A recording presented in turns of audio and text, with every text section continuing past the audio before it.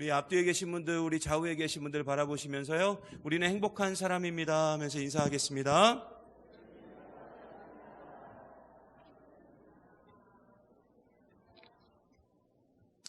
우리는 행복한 사람인 줄 믿습니다. 오늘은 교회력으로 하면은 마지막 주일입니다. 마지막 주일. 11월이긴 하지만 교회력으로 했을 때, 그러니까 일반적인 세상 달력이 말고 교회 달력으로 했을 때 오늘이 마지막 주일이에요. 그리고 오늘은 왕이신 그리스도 주일입니다. 그리고 다음 주일은 이제 그 교회력의 첫 번째 주일이에요. 대림절, 즉 성탄절을 기다리고 소망하며 함께 있는, 함께 또 기념하는 그 대림절의 첫 번째 주일입니다. 잘 보세요. 자, 성탄절 하면 그 주인공이 누굽니까? 그죠? 예수님이에요. 예수님. 그리고 오늘은 아예 대놓고 얘기를 하죠. 왕이신 그리스도 주일. 그럼 주인공이 누구라는 겁니까? 예수님. 잘 보세요. 대림절은 시작이에요. 왕이신 그리스도 주일은 뭐예요? 마침이에요. 결국 성경은, 그리고 교회력은 예수로 시작해서 예수로 끝납니다. 여러분, 예수님만이 이 세상의 처음이고 마지막이고요, 모든 것은 예수로 시작해서 예수로 끝난다는 거예요. 그걸 교회력이 우리에게 지금 증명하고 있는 겁니다. 그래서 이 교회력의 마지막 주일인 왕이신 그리스도 주일을 통해서 우리가 좀 기억해야 될 부분이 있는데, 예수님의 마지막 사역이 뭐였냐? 여러분, 예수님의 마지막 사역은 이 세상에 다시 오시는 겁니다. 그리고 다시 오셔서 이 세상을 심판하시는데, 이 세상을 심판하시는 그 재림주 예수 그리스도가 이 세상에 오실 때 어떤 모습으로 오시느냐? 승리자의 모습으로 오신다는 거예요. 그래서 승리자로 이 세상에 다시 오실 예수님을 기념하고 상징하는 날이 뭐냐면 왕이신 그리스도 주일입니다. 그래서 오늘은 승리를 상징하는 저 흰색으로 장식을 해놓은 거예요. 그러므로 여러분, 이 세상의 모든 것과 또 모든 시간의 주인은 누구이며 모든 왕 중의 왕으로 이 세상을 다스리시고 주관하시는 분이 누구인지를 정확하게 기억하는 날이 언제냐? 바로 오늘 이 왕이신 그리스도 주일입니다. 결국 예수님은 우리 인생의 왕이시고 주인이신 줄 믿습니다. 그리고 예수님을 내 삶의 왕과 주인으로 모시며 예수님 뜻대로 살아가는 사람은 반드시 삶으로써 예수 그리스도의 모습이 드러날 수밖에 없어요. 그렇다면 여러분, 예수 그리스도의 모습이란 뭐냐? 여러분, 우리가 예수 그리스도의 모습 하면은 우리는 자꾸 예수님의 어떤 기능적인 면만 생각을 해요. 기능적인 면. 그러면 기능적인 면은 뭐냐면 예수님과 같이 물 위를 걷고 병든 자를 고치고 귀신을 쫓아내고 온갖 기적을 일으키는 것, 이런 걸 예수님의 모습이다 우리가 생각을 해요. 하지만 아니에요. 여러분, 이건 착각이에요. 예수님을 내 인생의 왕으로, 내 인생의 주인으로 모신 사람은 반드시 예수 그리스도의 모습이 우리의 삶을 통해서 드러나게 되어 있는데, 그 드러나는 증거가 뭐냐면은 바로 성품의 변화, 인격의 변화예요. 여러분, 갈라디아서 5장에 보면은 성령의 9가지 열매가 나오죠. 여러분, 그 성령의 9가지 열매가 병든 자 고치고 귀신 쫓아내고 물이 걷고 뭐 이런 거예요.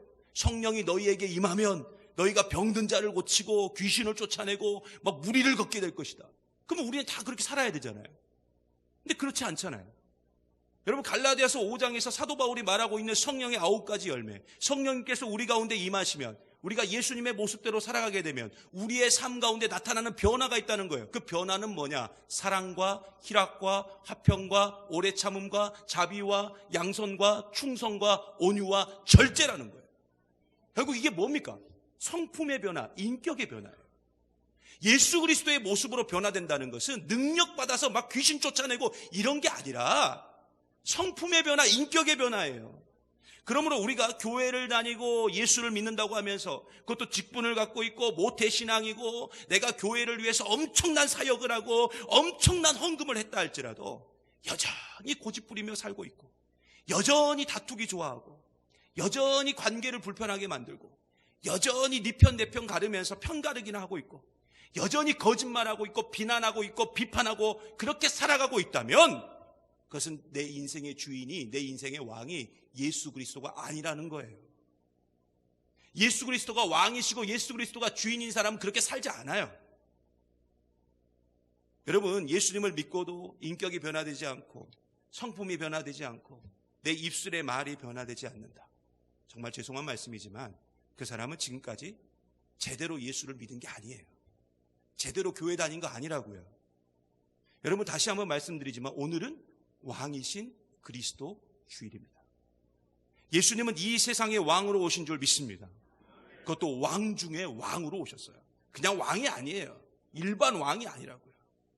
그래서 세상의 모든 만물은 왕이신 예수님께 순종해야 되고 왕이신 예수님의 뜻대로만 살아야 돼요.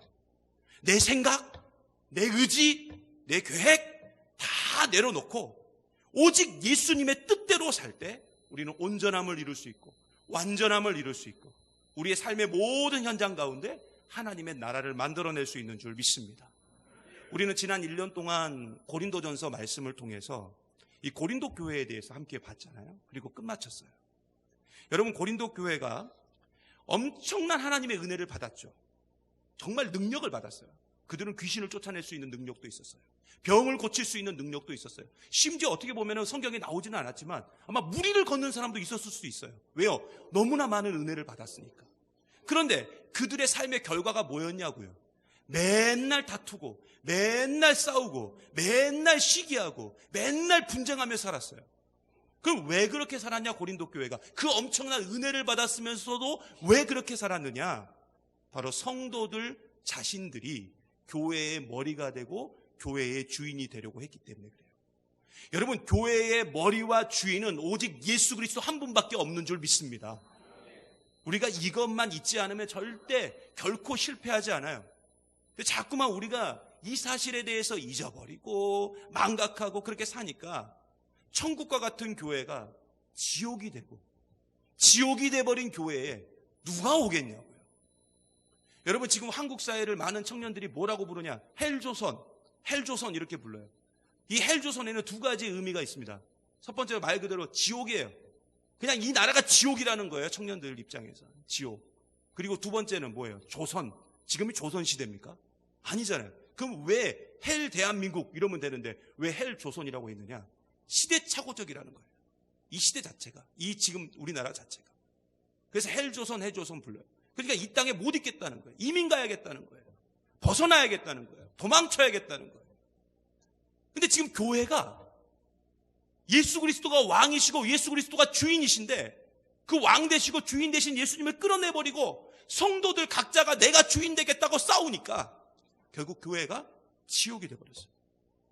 여러분, 원래 사실 교회는 오면 행복해야 돼요. 그죠? 오면 편안해야 돼요. 교회에 오면 막 웃음꽃이 막 피어나야 돼요. 어제도 우리 밤늦게까지 우리 안수집사의 회원들이 그냥 막 10시 다 되는데 앉아가지고 자기들끼리 모여가지고 그거 만드시느라고 막 하고 계시는데 저쪽에서 막 깔깔깔깔깔 낄낄낄낄 막 하면서 막 웃음소리가 엄청 크게 들리는 거예요. 그래서 제가 제 옆에 계신 다른 안수집사님한테 그런 얘기를 했어요. 이게 교회죠. 이게 교회죠. 교회는 웃음꽃이 피어나야 돼요. 근데 교회에 오면 마음이 더 불편하고 교회에 오면 가슴이 찢어지고 교회만 오면 머리가 아파오고 여러분, 그런 교회에 누가 가려고 하겠습니까? 여러분, 솔직히 우리 교회의 주인은 누구입니까? 여러분이 교회의 주인이에요? 위임 목사가 교회의 주인입니까? 우리 장로님들이 교회의 주인이에요? 아니에요. 교회의 주인은 예수 그리스도예요. 그렇다면 제발 알고 계신다면 예수님을 내 삶의 왕으로 그리고 주인으로 좀 모시세요. 그리고 그분 뜻대로 살아가세요. 여러분, 우리는 오늘 예수님을 우리 왕으로 모시면 우리의 삶 가운데 어떠한 일들이, 특별히 교회 가운데 어떠한 일들이 일어나는지 이 빌립보서의 말씀을 통해서 좀 살펴보고요. 이젠 정말 하나님이 원하시는 한 사람, 하나님이 원하시는 교회를 만들어가는 저와 여러분 되시기를 간절히 소망합니다. 먼저 오늘 2절 말씀 한번 다 같이 볼까요? 자, 2절 말씀 같이 봅니다. 시작. 마음을 같이하여 같은 사랑을 가지고 뜻을 합하여 한 마음을 품어. 아멘. 정답이에요. 더 이상 설명할 게 없어요. 여러분, 사실 빌립보 교회는 고린도 교회와 마찬가지로 분파가 나뉘어져 있었어요. 특별히 여성들 간의 분파가 있었어요. 여성들 간에. 여러분, 이 교회에 유오디아파 그리고 순두계파가 있었습니다. 이 두 분 다 여자분들이에요. 유오디아파, 순두계파. 이름이 참 둥글둥글하고 순한데 왜 싸웠을까? 아무튼 이 주님의 몸된 교회가 유오디아파하고 순두계파로 나눠져 가지고 서로 막 싸운 거예요. 근데 사도 바울이 오늘 말씀에도 분명히 권면하죠. 하지만 이 빌립보서 4장에 보면 사도 바울이 더 정확하게 말해요. 아예 유오디아, 순두계 이름까지 꺼내요. 유오디아야, 순두계야, 제발 주 안에서 같은 마음을 품어라, 이렇게 이야기하고 있다고. 오늘 말씀도 같이 말하잖아요. 마음을 같이 하여 같은 사랑을 가지고 뜻을 합하여 한 마음을 품어. 여러분, 당시 빌립보 교회는 이 개척 멤버인 유오디아와 뒤에 합류한, 그러니까 세 가족이죠, 뒤에 합류한 순두계 사이에 심한 갈등이 있었나 봅니다. 이 유오디아를 어떤 신학자들은 그 자주장사 루디아 있죠, 빌립보 교회 개척 멤버인 자주장사 루디아. 야, 몰라도 아는 척 해주세요. 네, 자주장사 루디아 많이 들어보셨죠? 근데 고마워요. 자주장사 루디아 그 사람이 이 유오디아일 것이다 라고 말을 해요. 하지만 뭐 정확한 건 아니니까 뭐 그런다라는 썰이 있어요. 근데 유오디아는 어쨌든 간에 기존 교인입니다. 기존 교인, 개척 멤버. 그리고 이 순두계는 새가족이에요. 근데 이 둘 사이에 결국 이 개척파와 새가족파로 나눠져 가지고 싸움이 일어난 거예요, 교회 안에서. 근데 요즘에도 그런 교회들이 있어요. 기존 교인들하고 새로 등록한 교인들 사이에 갈등이 있는 교회들이 있습니다, 솔직히. 그래서 기존 교인들은 새로 등록한 교인들에 의해서 혹시나 우리의 기득권을 뺏기는 건 아닐까 하는 그런 불안감을 호소하는 경우도 있고, 또 새로 등록한 교인들은 기존 교인들이 너무 기득권을 행사하면 어떡하지 하는 그런 불편함을 호소하는 경우들도 있습니다. 그래서 교회가 마치 세상으로부터 어떻게 보이느냐, 자리를 지키려는 자와 자리를 뺏으려는 자, 뭐 이런 식으로 교회가 세상에 비춰질 때가 얼마나 많은지 몰라요. 그리고 결국 이런 일들로 인해서 교회에 분열이 오고 다툼이 이어지는 경우들이 많이 있습니다. 그리고 지금 빌립보 교회가 딱 그런 상황이었어요. 그런데 이런 다툼과 경쟁심과 주도권 싸움을 하다 보니까 결국 남는 건 뭐냐, 천국과 같은 교회가 지옥이 됐다는 거예요. 그래서 사도 바울이 오늘 말씀에 이야기하잖아요. 마음을 같이 하여 같은 사랑을 가지고 뜻을 합하여 한 마음을 품어라. 그러면서 뭐라고 3절에 이어서 말하느냐, 우리 3절 말씀 같이 한번 봅니다. 시작. 아무 일에든지 다툼이나 허영으로 하지 말고 오직 겸손한 마음으로 각각 자기보다 누구를 낮게 여기라고요? 남을요, 남을. 여러분, 성도 간에 한 마음을 품을 수 있는 방법이 있대요. 그게 뭐냐? 겸손한 마음으로 자기보다 남을 낮게 여기면 된다는 거예요. 더 높여주라는 거예요. 겸손하게 섬기는 순간 한 마음을 품을 수 있고 하나님의 나라가 완성될 수 있는 줄 믿습니다. 여러분, 우리가 잘 알고 있다시피 이 독불장군 스타일에는 절대로 사람이 모이지 않죠?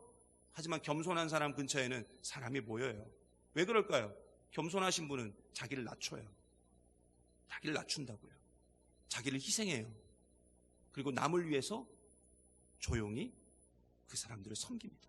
그러니까 사람이 모여드는 거예요, 그분 곁에. 결국 교회의 부흥은 쉬운 거예요. 교회가 겸손해지면 돼요. 성도들이 겸손해지면 돼요. 예수 그리스도 앞에서 겸손해지면 된다고요. 그러면 부흥해요, 교회는. 사람들이 몰려오게 돼 있다고요. 교회가 독불장군과 같은 사람들만 모여있다? 그러면 그 교회는 부흥하지 못해요. 하지만 나보다 남을 낮게 여기고 겸손한 마음을 가진 사람들이 모여있는 교회다? 그러면 자연스럽게 사람들이 모여들게 되어 있습니다. 그러면 부흥하는 거예요. 여러분, 잠언 13장 10절에 보면은 이렇게 증거하고 있어요. 잠언 13장 10절, 우리 앞에 부분 딱 윗줄만 한번 읽어보겠습니다. 시작. 교만은 뭐만 일어난다고요? 다툼. 결국 낮아져야 돼요. 겸손해야 된다고요. 그런데 이런 낮아짐과 이런 겸손함은 누구의 모습이냐면 예수 그리스도의 모습입니다. 그래서 예수님이 스스로 말씀하셨어요. 나는 온유하고 겸손하니. 예수님의 이야기예요. 그래서 우리는 그 삶을 살아야 돼요. 그러므로 예수 그리스도를 나의 삶의 왕으로 주인으로 모신 사람은 겸손한 삶을 살게 되지만, 내 자신이 왕이고 내 자신이 주인인 사람은 결국 교만함으로 가게 되고, 교만은 뭐만 일어난다고요? 다툼. 근데 빌립보서에는 하나 더해요. 허영. 다툼과 허영이 일어난다. 여러분, 겸손함은 뭐냐면 나를 비우는 겁니다. 나를 버리는 거예요. 여러분, 지난 수요일에 우리 서전사님께서 오늘 똑같은 본문을 가지고 설교를 해주셨어요. 그때 우리 서전사님이 너무나도 중요한 말씀을 해주셨어요. 그게 뭐냐? 비워야 된다는 거예요. 우리가 자기를 비워야 된다는 거예요. 근데 서전사님이 이렇게 얘기했어요. 비우는 건 어렵습니다. 비우는 건 안 됩니다. 그러면 비우는 게 안 되는데 어떻게 비워야 되느냐? 이렇게 전사님이 얘기했죠? 채워야 된다고요. 여러분, 제가 많이 쓰는 비유 중에 이 컵 비유 많이 쓰죠? 컵 비유. 여러분, 이 컵이 비어있을 때, 비어있다면 이 안에는 뭐만 가득해요? 공기. 자, 이 컵 안에 있는, 빈 컵 안에 있는 공기를 빼내는 방법은 뭐예요? 여기다가, 그죠? 물을 넣든, 콜라를 넣든, 커피를 넣으면 이 안에 있는 공기는 빠져나가요. 억지로 뺄 필요도 없어요. 채워 넣으면 빠져나가요. 마찬가지예요. 나라는 주인을 내 인생의 왕자에서 내려오게 하는 방법은 그냥 우리의 삶을 예수 그리스도로 가득 채우면 돼요. 예수님으로 나를 채우면 그냥 나는 비워지게 되고, 우리 모두가 예수 그리스도의 마음을 품게 되면 우리는 자연스럽게 겸손한 마음을 얻게 되고, 겸손한 마음을 얻게 되면 우리는 주 안에서 한 마음을, 같은 마음을 품을 수 있게 되는 줄 믿습니다. 그리고 이렇게 주 안에서 한 마음을 품으면 더 이상 우리 안에는 다툼도 없어요. 허영도 없습니다. 지금 우리가 새벽마다 요한계시록의 말씀을 보고 있는데, 여러분, 우리가 싸워야 될 대상이 누구입니까? 여러분, 우리가 싸워야 될 대상이 내 옆에 있는 성도예요? 우리 성도랑 맨날 싸워야 돼요? 싸우자 하면서 맨날 싸워야 돼요? 우리가 싸워야 될 대상은 요한계시록을 보면 딱 두 가지로 나오죠. 용과 짐승. 용은 사탄 마귀, 짐승은 그것을 따르는 이단과 같은 존재들. 우리가 싸워야 될 대상은 사탄 마귀예요. 우리가 싸워야 될 대상은 신천지와 같은, 구원파와 같은 저 이단들이라고요. 여러분, 학생이요, 공부를 잘하기 위해서는 공부하는데 온 힘을 기울여야 돼요. 그래도 모자라요.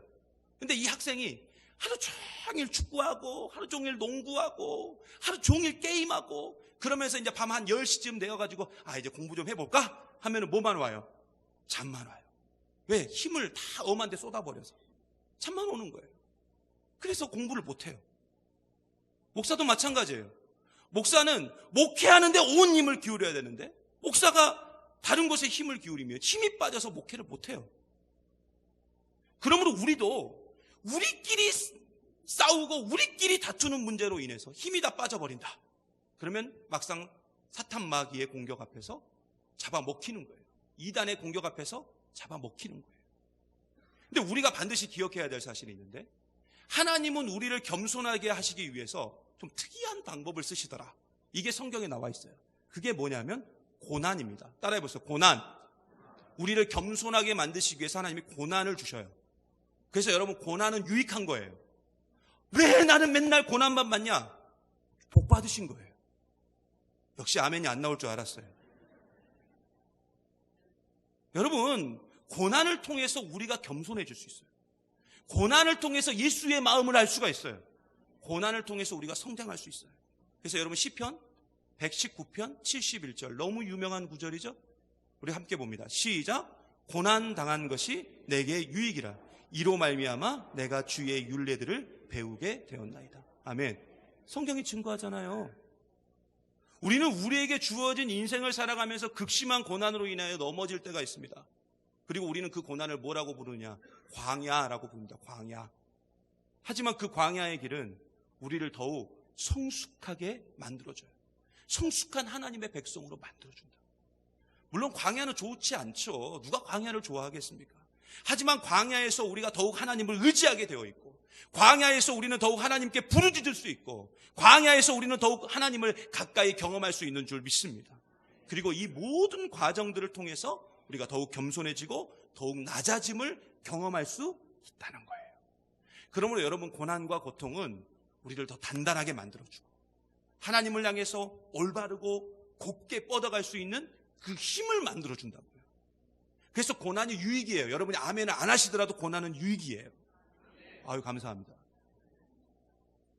그래서 지금 주님의 일을 하다가 혹시 심한 오해를 받고, 주님의 일을 하다가 심한 고통을 당하고, 정말 눈물밖에 없는 그런 박해와 어려움과 고통을 호소하고 계신다면 여러분, 그것은 바로 우리를 겸손하게 만드시려고, 더욱 단단하게 만드시려고 하시는 하나님의 귀한 사랑이고 은혜이고 복인 줄 믿습니다.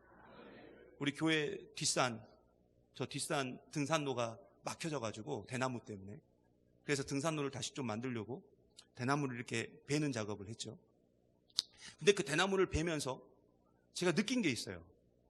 야, 대나무는 어떻게 이렇게 얇은데 어떻게 이게 옆으로 휘어지지 않고 이렇게 반듯하게 곱게 이렇게 하늘로 치솟아 올라갈 수 있을까? 그리고 바람이 불면 웬만한 나무는 그냥, 이런 아름드리 나무도 바람 불면 그냥 다 픽픽픽픽 넘어지잖아요. 근데 대나무는 안 넘어져요. 너무 얇은데, 속도 비어 있는데. 그래서 왜 그런가 하고 제가 좀 대나무에 대해서 연구를 좀 해봤더니, 이 대나무는 마디 때문에 그런데요. 마디. 여러분, 대나무가요, 강하게 반듯하게 그리고 굉장히 빠른 속도로 자랄 수 있는 방법이 있는데, 그게 그 마디 때문에 그런데요. 근데 문제는 뭐냐면 그 마디가 만들어지는 과정이 너무 오래 걸린다는 거예요. 대나무 씨를 뿌려가지고 이 대나무가 좀 자랐으면 좋겠다. 안 자라요. 1년이 지나도 안 자라. 2년이 지나도 안 자라. 3년이 지나도 안 자라. 내가 이렇게 식물을 죽이는 은사가 있나? 뭐 이렇게 생각을 하면서 이거 왜 안 자라지? 근데 4년째 되니까 뭐가 좀 올라와요. 5년째 되니까 조금 올라왔어요. 그런데 그 다음날 와서 보니까 얘가 1m씩 자라 올라가는 거예요. 여러분, 대나무가요, 하루에 1m씩 자라는 대나무가 있대요. 30일이 지나면 30m가 돼 있대요. 저도 자료를 조사해 보니까 그런 게 있더라고요. 근데 그렇게 되기 위해서는 마디를 만드는 과정이 있다는 거죠. 광야의 시절이 있다는 거죠. 인내의 시절이 있었다는 거예요. 근데 그 시절이 너무 오래 걸린다는 거예요. 하지만 영원하진 않아요. 잠깐이에요. 그거 지나면 그 뒤로는 어때요? 하루에 1m씩 자라 올라간다니까요. 그러므로 여러분, 광야와 같은 고난이 우리에게 주어졌다? 그건 뭐냐? 우리를 하나님께서 강하게 만드시려고, 우리를 겸손하게 만드시려고 우리에게 주시는 하나님의 은혜입니다. 그래서 광야와 같은 고난 앞에서 여러분 절대 두려워하지 마세요. 염려하지 마세요. 그리고 이렇게 해석하세요. 하나님이 나를 지금 겸손하게 만드시려고 이렇게 하시는구나. 나를 더욱 단단하게 만드시려고 이렇게 하시는구나. 이렇게 해석하면 정답 100점. 그리고 아무 말씀도 하지 마시고 더욱 하나님께 부르짖으세요. 광야는 기도하는 시간이에요. 하나님을 찾는 시간이에요. 기도하며 매달리세요. 바로 그때 우리는 우리 안에 있는 교만함을 발견하게 되고 겸손한 마음을 갖게 되고, 그 겸손함은 성도 간에 한 마음을 품게 만드는 줄 믿습니다. 교회는 한 마음을 품어야 돼요. 그리고 이 마음은 오늘 말씀에 분명히 증거하죠. 그리스도 예수의 마음입니다. 근데 이 마음은 죽기까지 복종할 때, 우리의 왕 되시고 우리의 주인 되신 예수님께 우리가 죽기까지 복종할 때 얻어질 수 있습니다. 이젠 내 안에 있는 모든 것을 십자가에 다 못 박고 우리의 입으로 예수 그리스도를 주라 시인하며 하나님 아버지께 영광 돌리는 삶을 살아가는 저와 여러분 되시기를 간절히 소망합니다. 말씀 마칠까 합니다. 오늘은 왕이신 그리스도의 주일이며 다음 주일은 대림절의 첫 번째 주일입니다. 예수님은 이 세상의 왕으로 오셨어요. 그러나 이 세상은 온갖 거짓, 비난, 비판으로 예수님을 저 십자가에 못 박아 죽여버렸습니다. 어떻게든지 예수님을 깎아내리고 잡아 끌어서 예수님을 저 십자가에 못 박아 죽였어요. 하지만 왕 되신 우리 예수 그리스도는 3일 만에 부활하셨고, 하나님은 예수님을 지극히 높여 모든 이름 위에 뛰어난 이름을 주셨습니다. 또한 하늘에 있는 자들, 땅에 있는 자들, 그리고 심지어 땅 아래에 있는 자들로 모든 무릎을 꿇게 하셨어요. 그렇다면 우리는 어떻게 살아야 될까요? 예수님께 복종해야 돼요. 예수님께 순종하셔야 된다고요. 예수님 뜻대로 사셔야 돼요. 예수님처럼 사셔야 된다고요. 오늘 여러분 이 사실 굳게 믿고요, 우리의 왕 되시고 주인 되시는 예수님의 모습, 성품의 변화, 인격의 변화, 삶의 변화를 통해서 하나님의 나라를 우리의 삶 가운데, 특별히 주의 교회 가운데 만들어가는 저와 여러분 되시기를 간절히 소망합니다. 오늘 말씀